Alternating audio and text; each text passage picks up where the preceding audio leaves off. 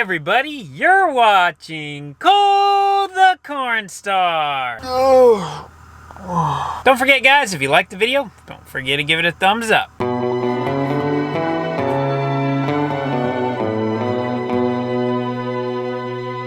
It's gonna be a beautiful morning, it looks like. I just got a call from Cole. He's wanting me to run the sprayer for a while. He's doing some stuff this morning quick, so now I'm gonna get loaded up, go get ready to go spray. I'm trying to think, my mind, he just dropped the bomb on me to start spraying, so I gotta remember how to run the monitor, all that stuff. And wind, let's hope it stays down today.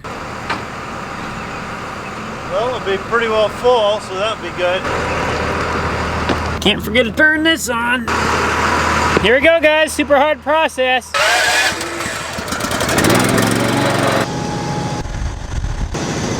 I don't know if you guys can see this or not. We got little sprinkles on the window. We got about 300 acres left to spray. We'd like to get out there, but this rain is kind of postponing us for the moment. So while we're waiting, we're gonna fill up the sprayer with diesel fuel. Ah, it's starting to sprinkle on me. Run! So as you guys can probably already tell, today's a spraying day. We're gonna let Dad run off and spray about 80 acres. While he's doing that, I'm going to clean out the big machine shed. It looks like a war zone in here. We got seed bags all over the place. We got pro boxes tore apart. We got beans on the floor. Planting season and harvest are absolutely horrible when it comes to keeping buildings clean. We're so focused on getting out in the fields, we just kind of pull stuff in the shop and kind of where it sits is where it sits until we're done with the season. Bye Dad, see you in a few minutes.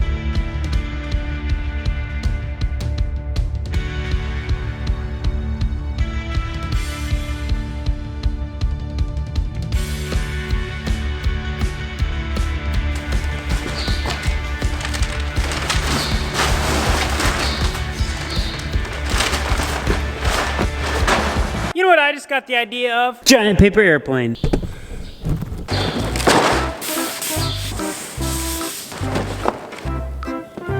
Okay, I had the idea, but then I completely forgot how to make one.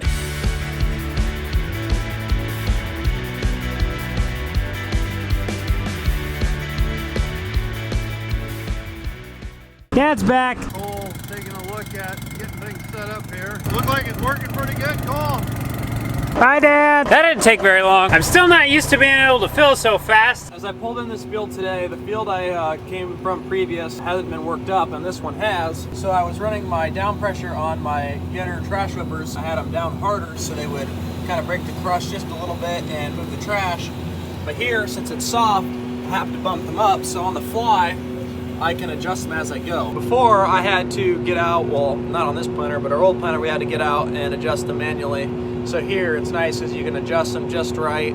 Those other ones dug a lot, so these are a lot nicer. Sprayer trailer's at the next farm. Now we just gotta wait for Dad to get here with the sprayer. As long as everything goes well, we'll get done planting today and we'll also get done spraying. So I dropped off the sprayer trailer here, and now I need to take the seed tender back because this is empty. We'll get filled up with some new seeds so that way Cooper can finish out the last field. Tell you what, those birds in their Carlos O'Kellys gets them every time. Ugh. Before I load up with seed, we need to fill this tank with diesel because Cooper says he's just about out. And while that's filling, we can be putting new seed on. I would hook up to the Thunder Creek fuel trailer, but the truck's hooked up to the seed tender, so I can't. But I can still fill from it. This fuel trailer is actually really nice. It's got a 990-gallon diesel tank on it, and it's got a 50-gallon def tank on the front. Pump just hooks up to the battery on the vehicles or the tractor. We got this one from Nessa in Ziering, Iowa. They have their website written right there. Which if you want to, you can check out their website in the description. They have way more than fuel trailers. They have a lot of stuff there, and we actually use them for a lot of the parts that we buy, especially for our sprayer stuff. But anyway, one of these runs about $10,000, which I know that does sound like a good chunk of change. That basically holds 1,000 gallons. These two tanks right here hold 500 a piece. We were looking at getting 2 new ones last year. By the time we would have bought pumps and tanks, we would have been at just over half the price of one of these. So for the mobility that this brings, is it really that far out of line? I don't think so.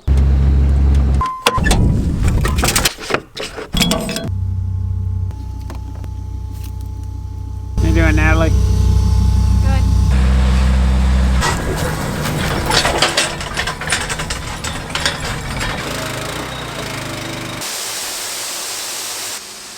Well, Cooper's putting in his kelp. So he puts it on the seed and it acts as a lubricant. Since air pushes the seed from the center fill box down these white tubes into the row. This It's got a little ways to travel, so we want to make sure it's nice and slippery. That way it doesn't get caught up in the tube. Smells funny up here. That tractor has DEF in it, and I'm not used to how tractors with DEF smell. It doesn't smell like a normal diesel engine.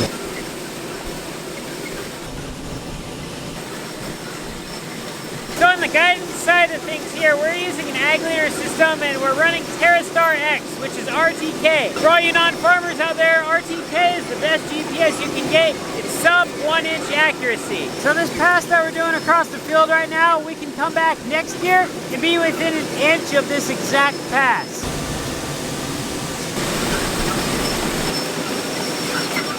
What I'm doing right now is highly dangerous, so don't try this at home. It's also highly dusty.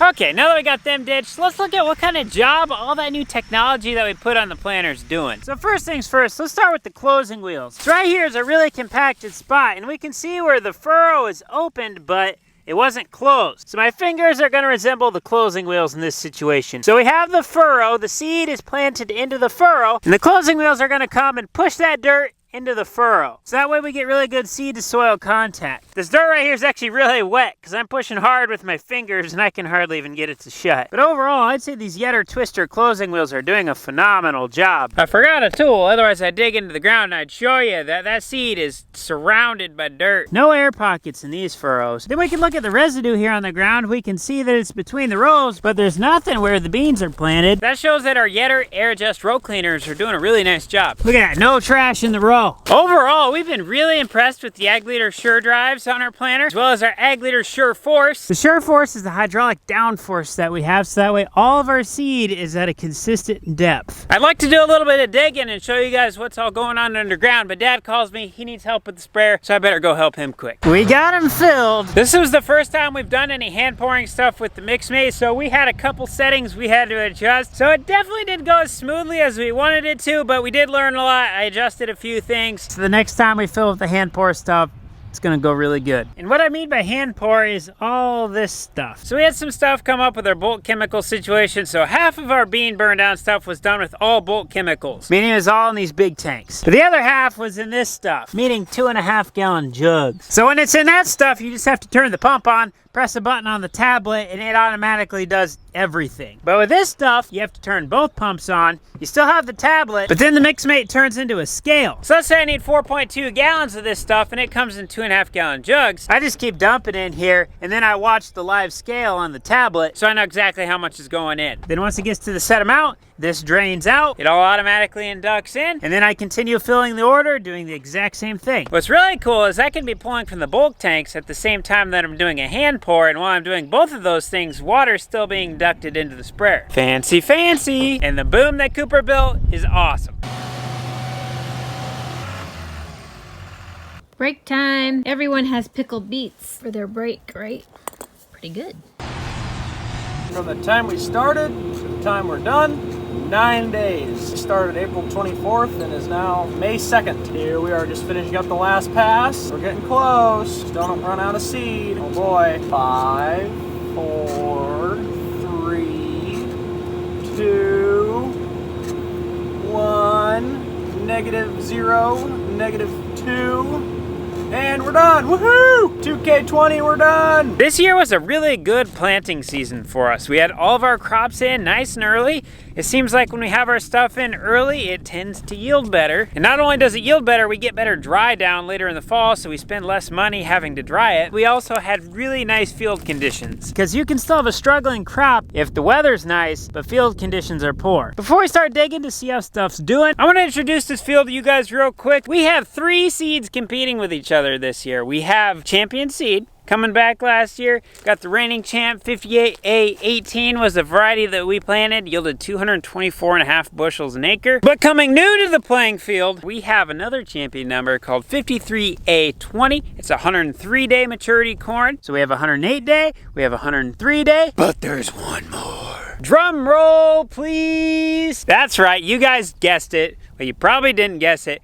Dynagrow. We have the 2 champion numbers, and right in between those on the maturity scale, we have DG44VC40, a 104-day variety from Dynagrow. And we'll be checking on these 3 different varieties quite often, so we'll keep an eye on how they're all doing throughout the growing season, and then we'll see what performs best. You guys know the drill. Place your bets down in the comments on what you think the 3 different varieties are going to yield. What's the 108-day going to do? What's the 104-day going to do? And what's the 103-day going to do? Do you guys think Dynagrow is going to outperform Champion, or do you think Champion's going to outperform Dynagrow? Let me know down in the comments. I want to look and see how the Yetter Twister closing wheels are doing, and I also want to see what kind of depth job we're getting out of the hydraulic downforce. Right here, we're going to do a little bit of a double test. I got rows running this way, and I also got rows running this way. This is the first row of end rows right here, so everything across it shouldn't be planted because the row shut off should have been shutting this off, but then right across this line it should be planted. And while we're here, we're also going to be looking to see how the closing wheels did, as well as how the hydraulic downforce performed.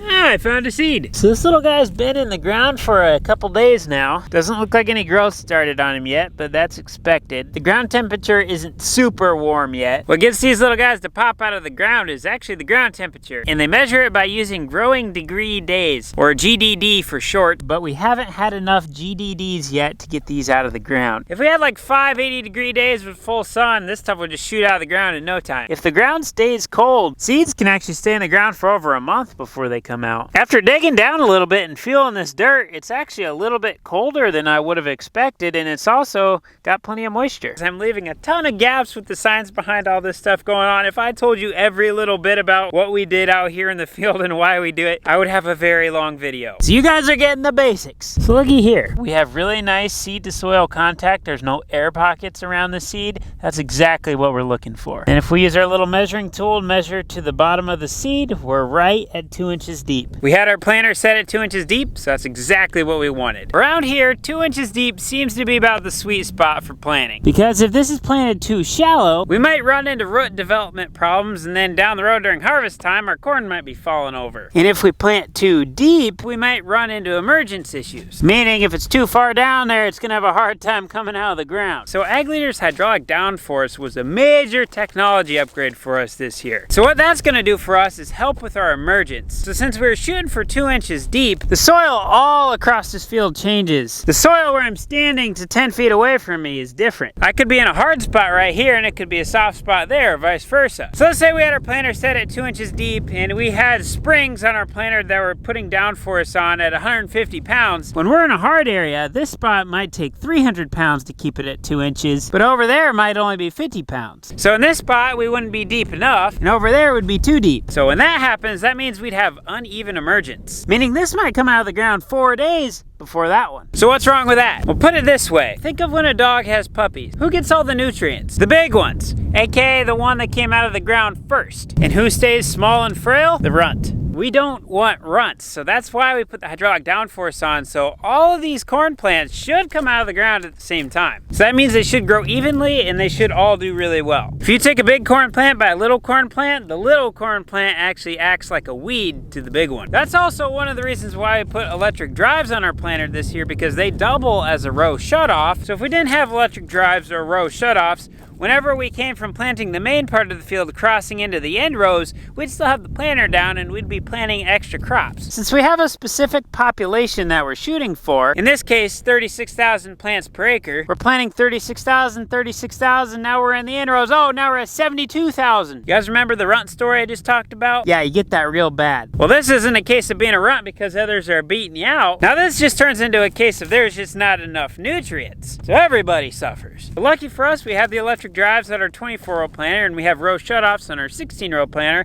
so when we get to an area that we've already planted, they just shut off. I'm definitely getting a little long-winded out here in the field, but I am really happy with what I'm seeing in the ground so far. Just to give you guys another little reference here, right here is where the old furrow used to be. You can see how the closing wheels close that in. We have no gaps or anything there. You can hardly even tell the furrow existed. But keep in mind, this is done in a no-till situation. If it looks like that in no-till, if you do conventional tillage, what do you think it's gonna look like in that? I think we've done enough digging here to find out what we need to find out about this farm. So we gotta be sure to replant our seeds so that way it grows. That's our profit right there. So we're looking for a place to put our garden. Neva, what are you thinking? I like it here. Summer, Decided to put it right here. Come follow me for all the gardening tips at Some Good Stuff here on YouTube.